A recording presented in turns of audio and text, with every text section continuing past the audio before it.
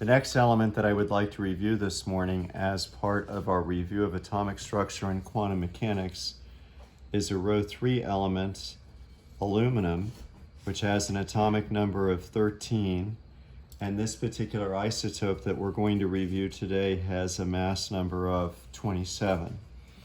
Thus, when you identify any element or isotope, you identify it based upon the mass number, so we'll refer to this as Aluminum-27.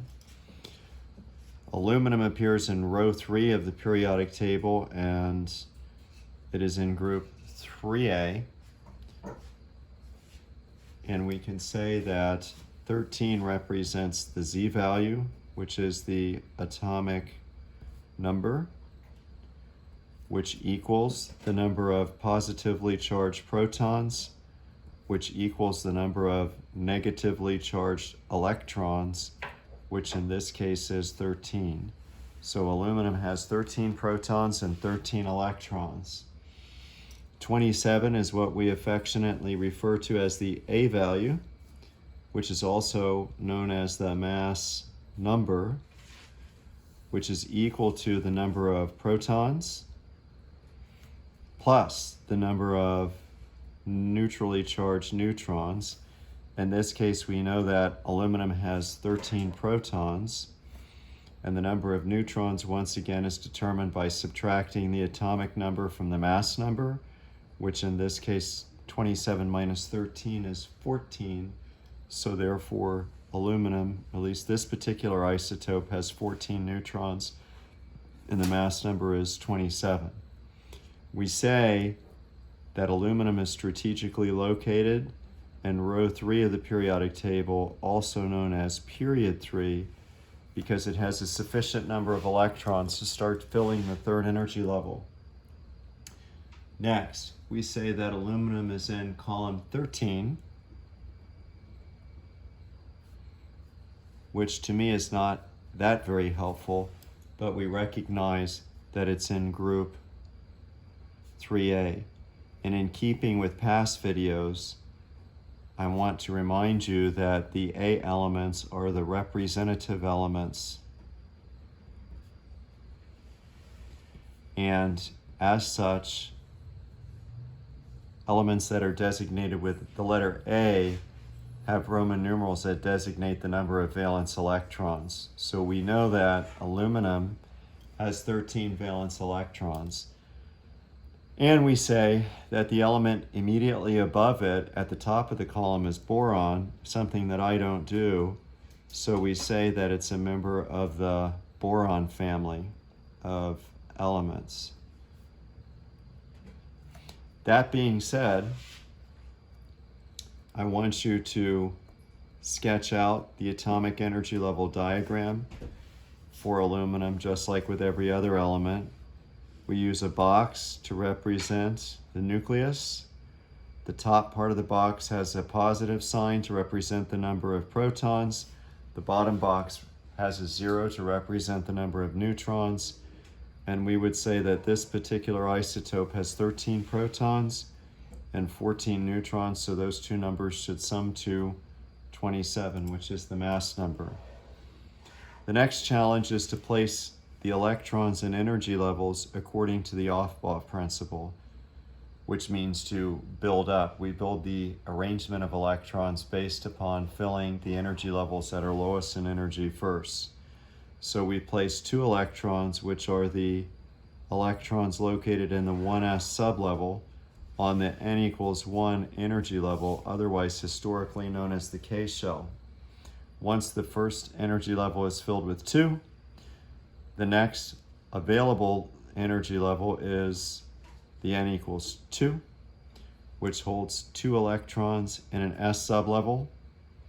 The second energy level has not just an s sublevel, but a p with 3 orbitals, one that lies along the x, one that lies along the y, and one that lies along the z. By Hund's rule, each orbital in a sublevel gets 1 electron before you pair them up. And once you pair up the 2p electrons on the second energy level, you can clearly see that the second energy level is now filled with 8 electrons, which is the n equals 2 or L shell. So the task becomes where to place the next 3. We've accounted for 10, 2, 4, 6, 8, 10, and now we need to account for the next 3. So the next available energy level that's lowest in energy would be the 3rd energy level, which also has an S sublevel that holds 2 electrons. Now we're up to 12, like magnesium, but we have one more to place, which will be placed in a P sublevel.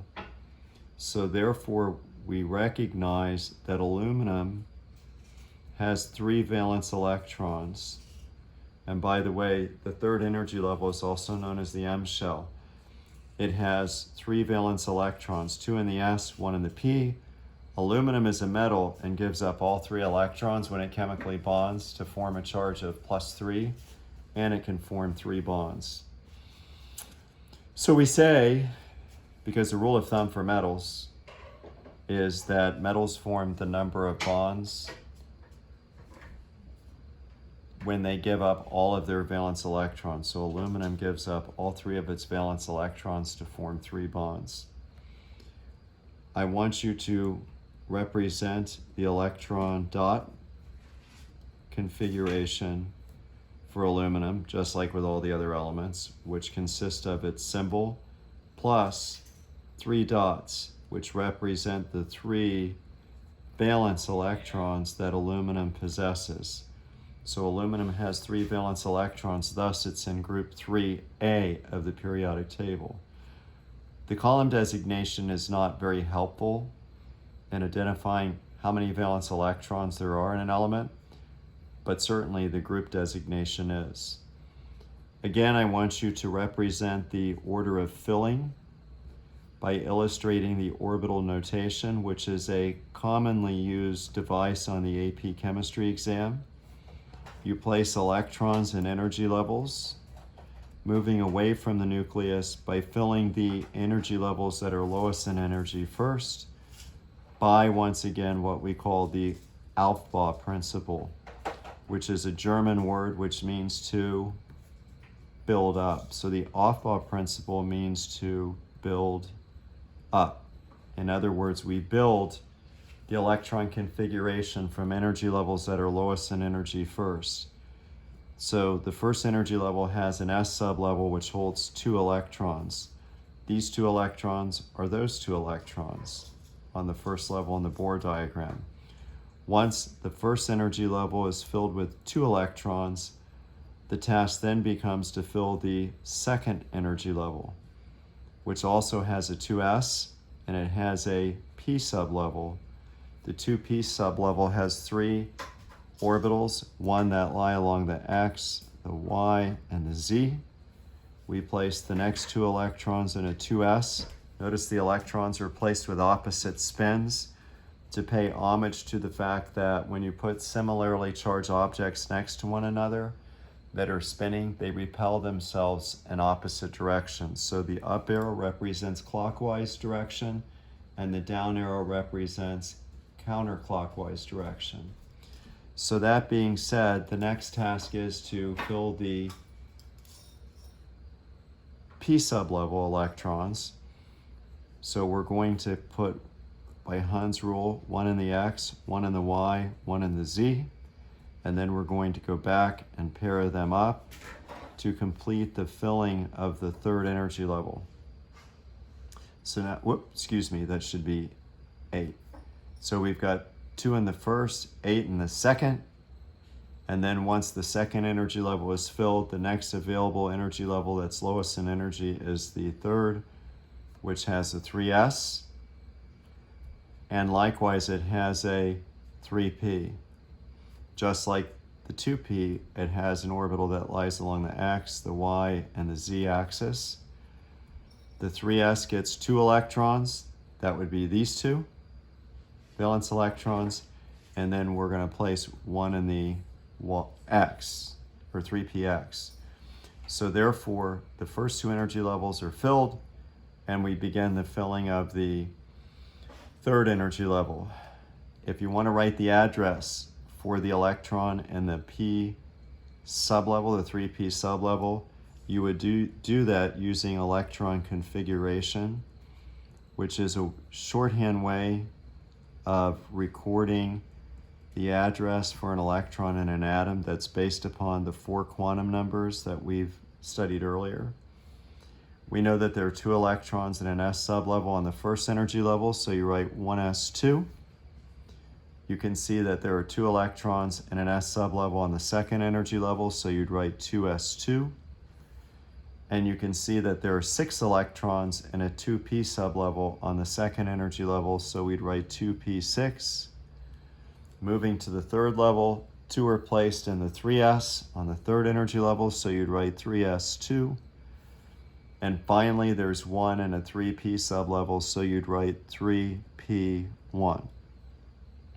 So the configuration would be pronounced 1s2, 2s2, 2p6, 3s2, 3p1. And that's significant because you could write this in shorthand notation, because 1s2, 2s2, 2p6 is the configuration of neon, which you could bracket, and then write 3s2, 3p1, which is the outer configuration.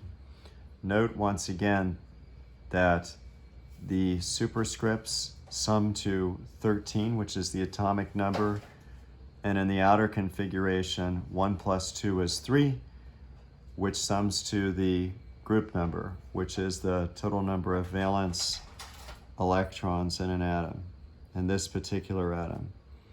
Lastly, I would like you to draw the Cartesian coordinate system. We're running out of room a little bit here in terms of space management.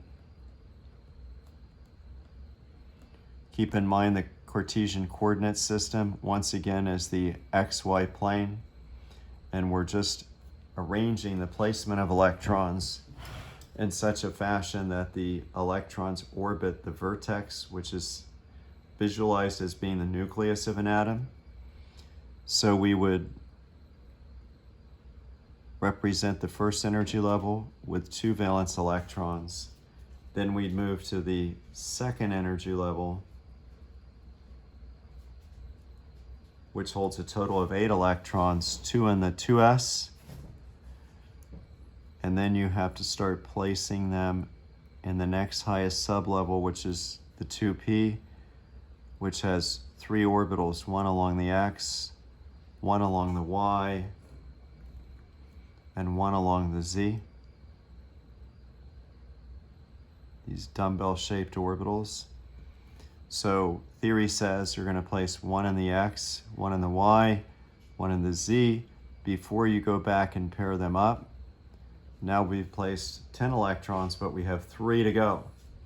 The first 2 are a piece of cake because you're going to draw a third energy level, which represents the 3s sublevel, which will hold 2. Those 2 electrons are those 2 electrons, which are those 2 electrons, which are those 2, which are those 2. And the question is, where does the next electron go? So we're going to extend the 2p to make it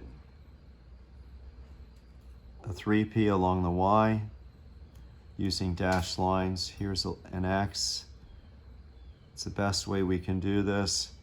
And then there's going to be 1 along the y, another dashed line along the z. And to keep things in a 1-to-1 correspondence, we'll place an electron here so that this arrangement looks very much like the AELD. And with that, we've completed the diagram for aluminum in terms of atomic structure and quantum mechanics. And the next element we're going to take a look at will be sulfur. Not to make you guys do that.